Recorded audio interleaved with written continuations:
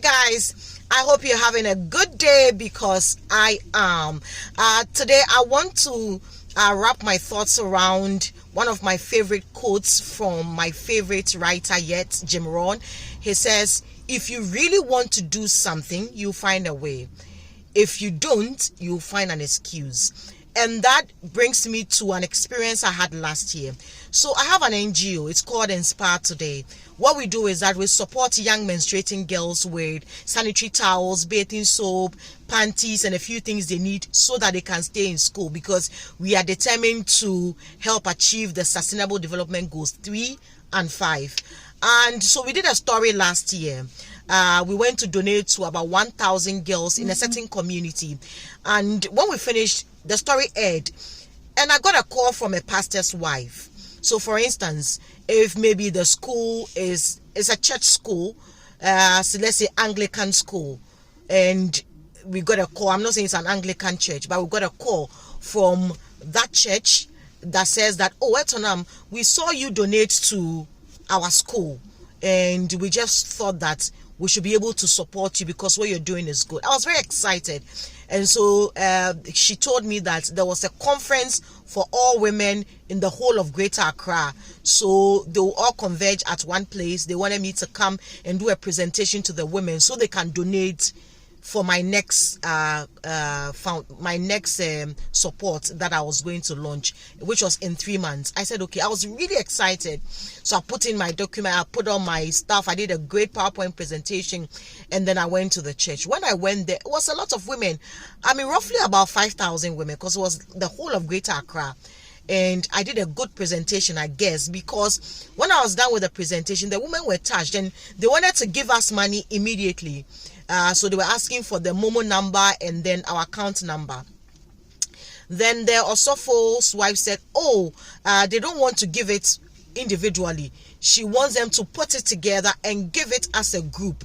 So, and I thought it made sense. So I said, okay, so I'll keep in touch, because they asked me if the donation, I was going to do the next donation immediately. I said, oh, it was in 3 months. So we had time to prepare.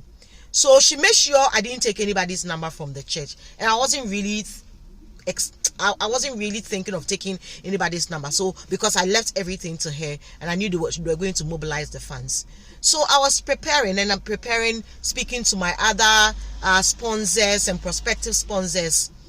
A month to the donation, we needed to put together everything. We needed to know who was giving us money, who was giving us products, so we know where to put our funds. Then I started sending her a message that, how is it going? So it's going well. They are getting, the response is good. Then at a point, I was asking her, are you giving us money that you've collected, or you buy the product for us, whichever way we will like it? Then she wasn't responding. I kept sending the message, she wasn't responding. I was wondering. I called her, she won't pick up. So I was wondering what was happening. So I decided to reach her husband. I called her husband, and her husband said, oh, the truth is that my wife's 50th birthday is coming up, and we thought that we'd rather use the money to do A, B, and C. It's all for the good of Jesus Christ. I said, what? I was shocked. I wasn't shocked that they took the money. Well, it's okay, money comes and goes, but I was shocked that they used me for their own purpose. So you can imagine that they thought in their head that, oh, we can use this young lady to raise some money. And it took me a while to get over it, because this, first of all, is a very a man of God that most people respect, and his wife. And so why would a betrayal like this come from this group of people? Like, I couldn't believe it. So, because for instance, if each person in that church gave even 1 cedi, we're looking at 5,000 cedis. That could buy about 2,500 pieces of sanitary towels for the girls. And I was very upset. I could have cancelled the donation for that month, because I really was banking my hopes on them. But I remember Jim Rohn's quote that says that if you want to do something, you really want to do it, you find a way. If you don't, you find an excuse. I could have easily used them as an excuse and boycotted the donation. But if there's a will, there's a way. I had to move on. And I had to go ahead. And we were able to support close to 3,000 girls after that betrayal. What is the moral of the story? The moral of the story is that whatever that you want to do, sometimes our betrayal comes from the worst people, like people we trust so much. You know that you've supported this person and you trust the person. You know that this person will not do this to me. They are the very ones who will betray you. And sometimes the betrayal hits you so much you are down, you cannot get up. It's so difficult for you. I just came to tell you this morning that if you really want to get up, you will stop sulking and get up and get this done. Because the truth is that nobody will do it for you. The truth of the matter is that whether you do it or not, the day will end.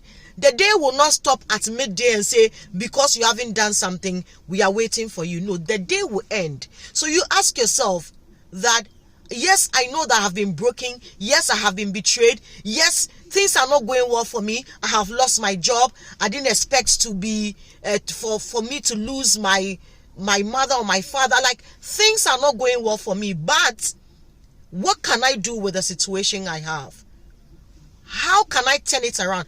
How can I turn my pain into something more beneficial? Because whether you're sad or you're happy, the world is moving on. So I just came to encourage you. I don't know where you are right now, whether you are in a very dark place or not. I just came to encourage you that people will betray us. People will take us for granted. People will make us feel worthless. But it's all up to you. The power is in your hands. So get up and get something done. Get up and get something done, because nobody will do it for you. The world is watching, and the world is yours to conquer. I hope I've been able to communicate to someone. I'll see you some other time. Be good.